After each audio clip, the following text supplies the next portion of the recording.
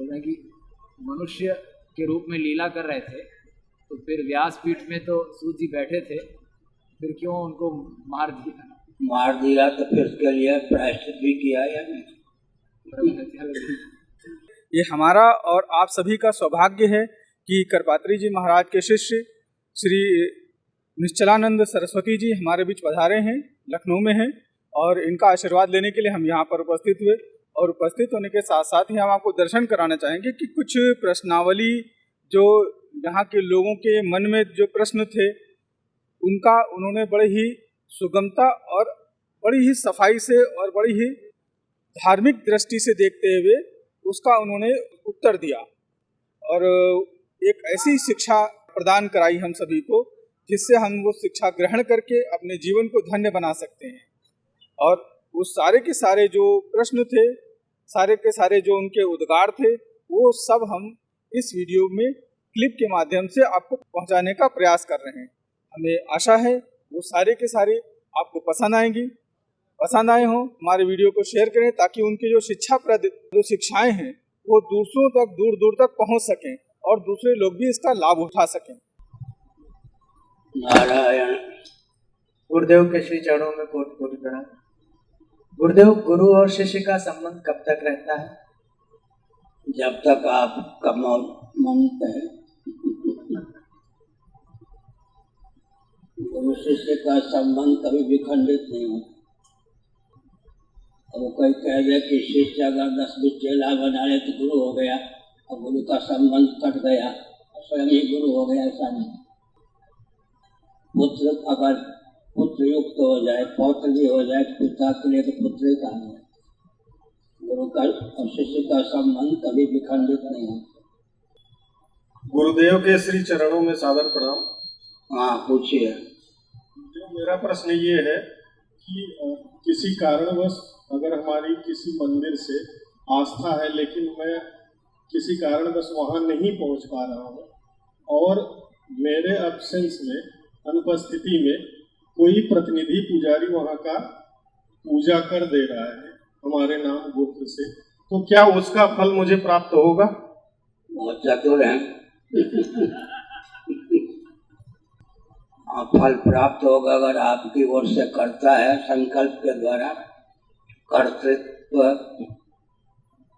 का पर्यवसान भोक्तृत्व में न होकर जिसके निमित्त करता है वही भोक्ता हो जाता है। ऋत्विक जो होते हैं यजमान के निमित्त अनुष्ठान करते हैं, लेकिन दक्षिणा के द्वारा यजमान उनके पुण्य को अपनी ओर कर्षित कर लेता है। अपवाद स्थल है, कर्ता कोई और भोक्ता कोई और हो जाता है। संकल्प के बल पर, संबंध के बल पर, भावना के बल पर, विधि के बल पर, दक्षिणा के बल पर। गुरु चरणों में सादर प्रणाम। एक मेरा प्रश्न है कि जब कोई अखंड पाठ चलता है, जैसे नवरात्रि है, 9 दिन लोग अपने घर में दीपक जलाते हैं, कई बार दीपक बुझ जाता है और उनके मन में कई प्रकार के प्रश्न उठते हैं। क्या वो दीपक बुझता है तो उसके बाद वो पाठ खंडित हो जाता है कि वो चलता रहना चाहिए? पाठ चलता रहना चाहिए। दीपक फिर प्रज्वलित कर दें। प्रमाद जो हुआ जिसके कारण दीपक बुझा उसके बदले कुछ और पाठ करना। महाराज जी सादर प्रणाम आपके चरणों में। एक महाराज ये प्रश्न है जो ब्रह्म सत्य जगत मिथ्या, इसमें थोड़ा जगत मिथ्या क्या हम लोग जगत में मन न लगाएं, ऐसा कुछ। और दूसरा प्रश्न है, अगर मन स्वप्न में अगर कोई मंत्र का आशीर्वाद का आदेश मिलता है कि इसका जाप करो, तो क्या वो ईश्वर या गुरु का आदेश माना जाए? निरालंबोपनिषद का वचन है, ब्रह्म सत्यम जगन मिथ्या। भगवत पाद शिवावतार शंकराचार्य महाभाग ने अपने ग्रंथों में उद्धृत किया है। मूल वचन निरालंबोपनिषद का है। जीवो ब्रह्मैव न परा में जो जीवो ब्रह्म है, शुक्रास्योपनिषद का वचन है। मिथ्या कहा गया जगत को। नित्यो नित्यानाम, कार्य प्रपंच को अनित्य कहा गया है। और असतो मां सद्गमय, यहाँ कार्य प्रपंच को असत कहा गया है। सर्वम खल्विदम ब्रह्म आत्मैवेदम सर्वम, यहाँ पर कार्य प्रपंच को ब्रह्म कहा गया है। गुणोपसंहार न्याय से जगत को लेकर जितने शब्दों की प्रसक्ति हुई है, जगत को लेकर जितने शब्द प्रयुक्त हुए हैं, सबको एक जगह संकलित करके कि जगत के स्वरूप पर विचार करना चाहिए, तब निष्कर्ष निकलेगा। कार्यों में तारतम्य होता है। पृथ्वी के जितने कार्य हैं पार्थिव, उनकी अपेक्षा उनका उदय निलय विलय स्थान पृथ्वी सत्य है। पृथ्वी की अपेक्षा जल, जल की अपेक्षा अग्नि, अग्नि की अपेक्षा वायु, वायु की अपेक्षा आकाश, आकाश की अपेक्षा बीजावस्थापन अव्यक्त, वह अव्यक्त प्रधान माया जिसकी शक्ति है वो ब्रह्म परम सत्य है। इसलिए पैंगी रहस्योपनिषद में सदैव सत्यम कहा गया, छांदोपनिषद में मृत्तिकेत्येव सत्यम कहा गया, कार्य प्रपंच में सत्य उच्चारित है। वास्तव में परम कारण ब्रह्म ही सत्य है, उसकी सत्ता, चित्ता, प्रियता कार्य प्रपंच में अनुगत है। जैसे मिट्टी के जितने कार्य होते हैं उनमें मृत्तिका अनुगत होती है, वैसे ही उपादान जो होता है उपादेयात्मक कार्य में अनुगत होता है। सिद्धांत है कि नहीं। पूज्य गुरुदेव के चरणों में प्रभुषा है। गुरुदेव जैसा भी कल एक प्रश्न हुआ था, अगर किसी विशेष पर्व पे किसी के घर में किसी का देहावसान हो जाए तो उस पर्व को किस तरह से पुनः शुरू कर सकते हैं। दूसरा गुरुदेव, साप्ताहिक अगर घर में हम करें तो उसकी सूक्ष्म विधि क्या हो सकती है। सूतक हो जाए तो जो परंपरा की दृष्टि से सूतक से रहित हैं, घर में देवी देवता की समर्चा उनके द्वारा, ब्राह्मण के द्वारा करा लेनी चाहिए। 10 दिनों में ब्राह्मणों की शुद्धि होती है, 12 दिनों में क्षत्रियों की, 15 दिनों में वैश्यों की, 30 दिनों में शूद्रों की शुद्धि होती है। अब देखा देखी पंजाब आदि में कोई मरता है, अगर हरिद्वार नजदीक है वहाँ सब लाकर जला देते गंगा तट पर, गंगा स्नान करके शुद्ध मान लेते हैं। ये सब प्रमाद है, उचित नहीं। दशाहे में शुद्धि थी, ब्राह्मण 10 दिनों में, क्षत्रिय 12 दिनों में। जन्म को लेकर मृत्यु को लेकर भी अशुद्धि की प्राप्ति होती है। वैश्यों की शुद्धि 15 दिनों में, शूद्रों की शुद्धि 30 दिनों में होती है। युद्ध में कोई मारा जाए तो तत्काल विशुद्धि परिवार को हो जाती है, तो मर्यादा है। गुरुदेव के श्री चरणों में सादर प्रणाम। अध्ययन के लिए जब मैं बैठता हूँ तो मन कई सारी चीजों में इधर उधर भ्रमित होता है, तो ऐसा क्या पूजन पाठ स्तोत्र मंत्र का जप करें इससे मन और चित्र को एकाग्र किया जा सके। हाँ, यतो निश्चरति, जहाँ जहाँ मन घूमता है तदात्मन ये वशम नयेत, उसको लक्ष्य में स्थिर करने का अभ्यास करना चाहिए।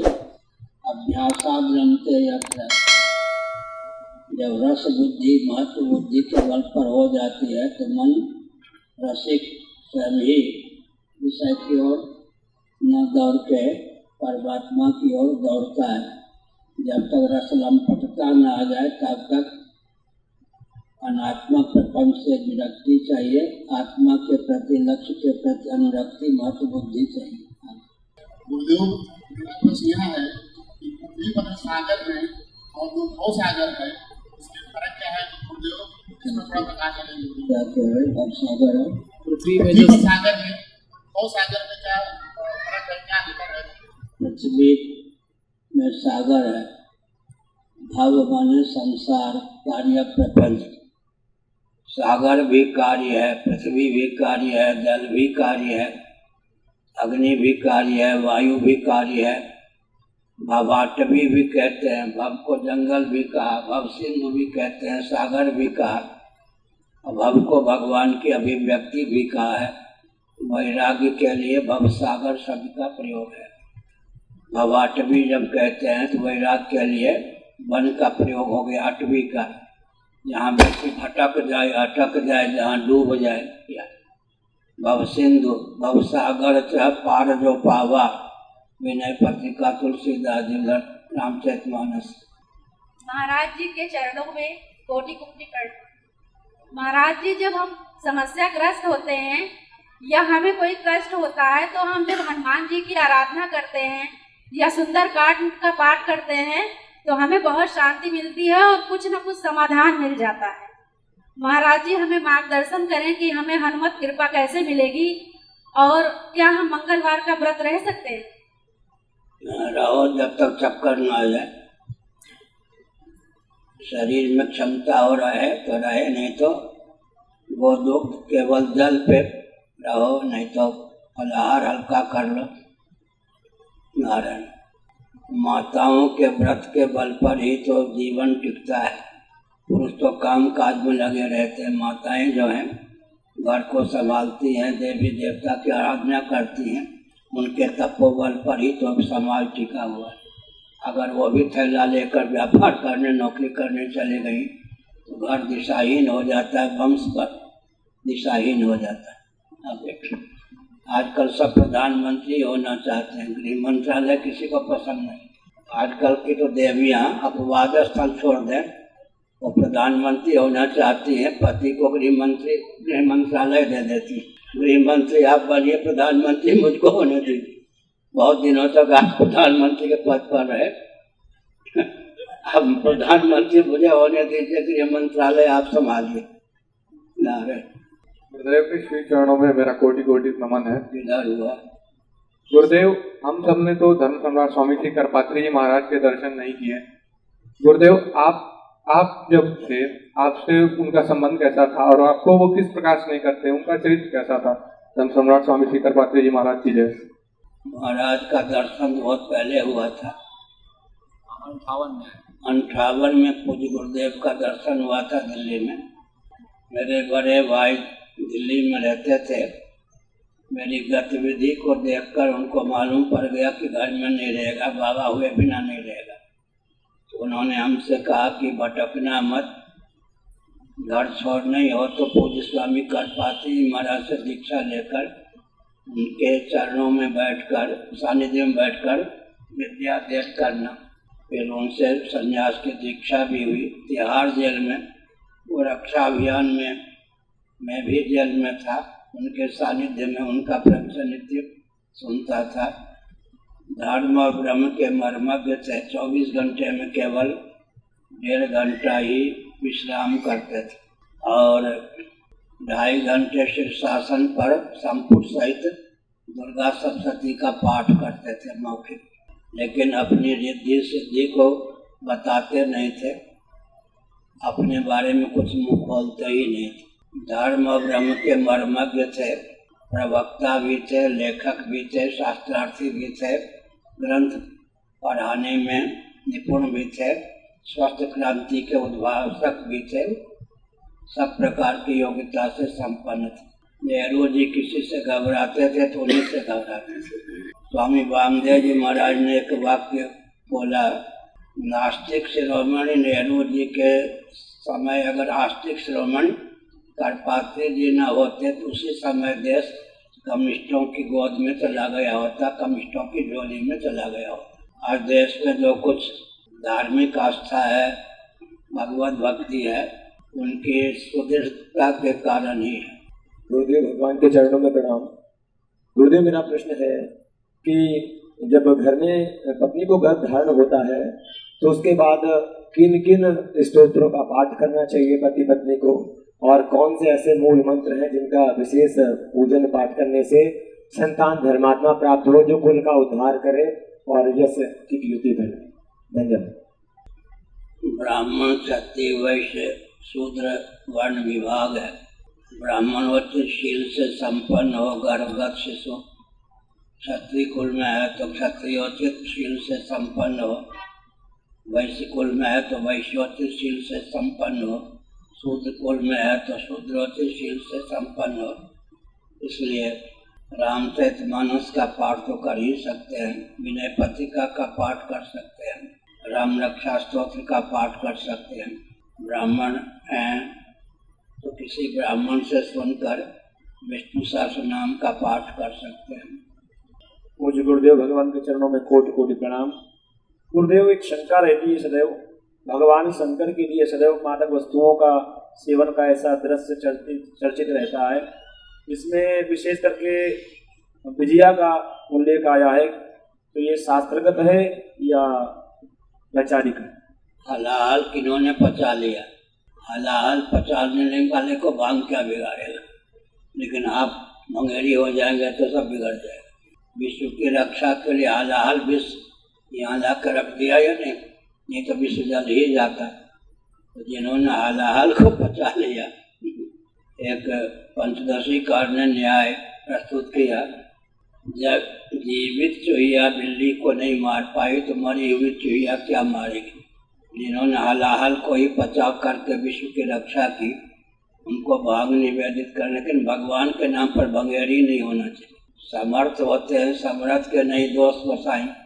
ईश्वर के नाम पर भी, देवी देवता के नाम पर भी, उनको निवेदित पदार्थ के नाम पर ही स्वयं अपने जीवन को दिशाहीन नहीं करना चाहिए। बिहारी जी वृंदावन में हैं, बिहारी जी को 56 भोग क्या ऐसे ऐसे पुजारी भी हुए हैं, स्वयं प्रसाद को जोड़ लेते थे, हाथ एक कणिका लेते थे और संयम से रहते थे। ईश्वर के नाम पे भी चटोरा नहीं होना चाहिए, देवी देवता के नाम पर भी भोगी नहीं होना चाहिए, देवी देवता के नाम पर भी भंगेरी नहीं होना चाहिए, गजेरी नहीं होना चाहिए। गुरुदेव के चरणों में सादर प्रणाम। गुरुदेव, 2 प्रश्न हैं।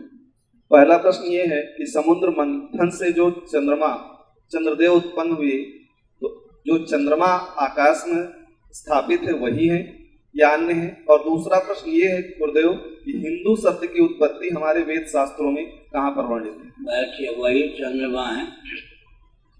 मछलियों ने सोचा वो जो आकाश में दूर दिखता है, जब हमारे बीच में था तो हम यूं करते थे, खेलते रहते थे, हमें क्या पता कितना तेजस्वी है, ऊपर चला। एक पूज्य स्वामी अखंडानंद के उत्तराधिकारी शिष्य थे ओंकारानंद जी। जब मैं शंकराचार्य के पद पर अभिषिक्त किया गया, उन्होंने अरे मुझे क्या मालूम था आप शंकराचार्य हो जाओगे, हमने तो आपको समय समय पर बहुत अपमानित किया। तो मछलियों ने सोचा हमारा खिलौना इतना तेजस्वी ऊपर चला गया। भागवत आदि में है, समुद्र मंथन से प्रकट हुए चंद्रमा। हिंदू शब्द वेदादि शास्त्र में है आया? हमारा एक ग्रंथ है, गर्व से कहें हम हिंदू हैं। वैदिक वाग्मय में जहाँ जहाँ हिंदू शब्द का प्रयोग हुआ है, स्थल निर्देश सहित उसका अंकन है। बृहस्पति आगम, मेदिनी तंत्र, कालिका पुराण, भविष्य पुराण, ऋग्वेद में भी हिंदू शब्द का प्रयोग हुआ है। गर्व से कहें हम हिंदू हैं, हमारी एक पुस्तक है, स्थल निर्देश सहित वचन को समुद्रित किया गया है। कालिका पुराण, भविष्य पुराण, मेदिनी तंत्र, बृहस्पति आगम, ऋग्वेद में हिंदू शब्द का प्रयोग। हिंदू का भौगोलिक अर्थ भी होता है, जैसे भाजपा भारतीय जनता पार्टी, सपा समाजवादी पार्टी, ऐसे हिंदू ही का अर्थ हो गया हिमालय। हिंदू का अर्थ हिंदू सरोवर, मान सरोवर से कन्याकुमारी तक का भूभाग हिंदुस्तान है। हिंदुस्तान को हिंदुस्तान कह देते हैं। हिंदू शब्द भौगोलिक दृष्टि से भी मान्य है। और यौगिक विपत्ति क्या है? हीनता, दीनता, दरिद्रता का जो अपनोदन कर दे वो हिंदू है। बहुत बहुत प्रणाम, दंडवत आपको गुरुदेव। मेरा सवाल आपसे यह है कि वर्तमान में बहुत लोग सत्कार सदमार्ग पे रहते हुए भी बहुत परेशान रहते हैं, और बुरे रास्तों पे चलने वाले लोग भौतिक समृद्धि तो करते हैं, उनको अच्छे राह पे चल करके परेशान होने वाले लोगों को कहा जाता है कि इनके पूर्व जन्म का पाप है, इस वजह से ये फलित नहीं हो रहा है। तो इसका आकलन कैसे किया जा सकता है कि पूर्व जन्म का पाप कितना है, कब खत्म होगा, होगा नहीं होगा, क्या होगा? इस समय जो उर्वर भूमि में भी, ऋतुकाल में भी बीज बोया है, इसी समय तो पत्र पुष्प फल से युक्त नहीं होगा, कालांतर में होगा। इसी प्रकार पूर्व जन्म के जो कर्म है कर्तृत्व भोक्तृत्व बुद्धि पूर्वक अनुष्ठित, उनमें जितना अंश कर्म का जितना अंश फल देने के लिए सच्चिदानंद स्वरूप सर्वेश्वर की प्रेरणा से उन्मुख होता है, उसी का नाम प्रारब्ध होता है। लेकिन सत्संग के द्वारा, स्वाध्याय के द्वारा, संयम के द्वारा, विवेक की प्रगल्भता होने पर प्रतिकूल प्रारब्ध की भी व्याप्ति कम होती है, नहीं के बराबर होती है। प्रारब्ध को नया बल प्राप्त नहीं होता, पौरुष को नया बल प्राप्त होता है। आजकल पौरुष को पुरुषार्थ कहते हैं। उदाहरण के लिए दिन में भी तारे नष्ट नहीं हो जाते, लेकिन सूर्य के प्रताप से दृष्टिगोचर नहीं होते हैं, प्रभाव नहीं डाल पाते। इसी प्रकार से प्रबल पौरुष के द्वारा प्रतिकूल प्रारब्ध को भी स्तंभित किया जा सकता है। विवेक की प्रगल्भता से प्रतिकूलता की दशा में भी धैर्य धारण किया जा सकता है। दूसरी बात है, घटना कोई भी घटे, प्रसंगानुसार भक्ति विरक्ति भगवत प्रबोध में जो उपयोग कर लेते हैं उनके जीवन में कोई खराब होता ही नहीं। जैसे भोजन करते हैं, अभीष्ट अन्न की प्राप्ति हो जाए, भोजन करते हैं, 3 फलों की प्राप्ति, एक कालावच्छेदन होती है, भूख की निवृत्ति होती है, देहेंद्रिय प्राणांतकरण में पुष्टि का संचार होता है, अंत में तृप्ति होती है। भोजन करी तृप्ति तो लागी, भोजन का चरम फल है तृप्ति। उसी प्रकार शास्त्र सम्मत विधा से अपने अधिकार की सीमा में कर्मानुष्ठान के 3 फल हैं, भक्ति विरक्ति भगवत प्रबोध। अनात्मा प्रपंच या अधर्म आदि से विरक्ति, भगवत तत्व में अनुरक्ति और अंत में तत्वबोध। भक्ति विरक्ति भगवत प्रबोध, तो भगवत तत्व का विज्ञान, भगवत तत्व में अनुरक्ति, अनात्मा प्रपंच से विरक्ति, 3 फल हैं, भक्ति विरक्ति भगवत प्रबोध। सृष्टि के 3 भेद होते हैं, सर्ग, मैथुन सर्ग, मानस सर्ग और स्वयंभू सर्ग। माता पिता के संसर्ग से उत्पत्ति हुई हो, मैथुन सर्ग माना जाता है। संकादि ब्रह्मा जी के संकल्प से प्रादुर्भूत हुए नारद आदि, तो उनको मानस सर्ग के अंतर्गत रखा जाता है। भगवान के नाभि कमल से स्वयं ही ब्रह्मा जी का प्रादुर्भाव हो गया, वो स्वयंभू सर्ग के अंतर्गत आते हैं। अब ब्रह्मा विद्या के अधिष्ठात्री देव हैं, सरस्वती अधिष्ठात्री देवी हैं। ब्रह्मा और सरस्वती का जो संबंध है मैथुन सर्ग के अंतर्गत नहीं है, लेकिन मैथुन सर्ग में भाई बहन का विवाह वर्जित है, इसलिए प्रातीतिक वहाँ पर निषेध है।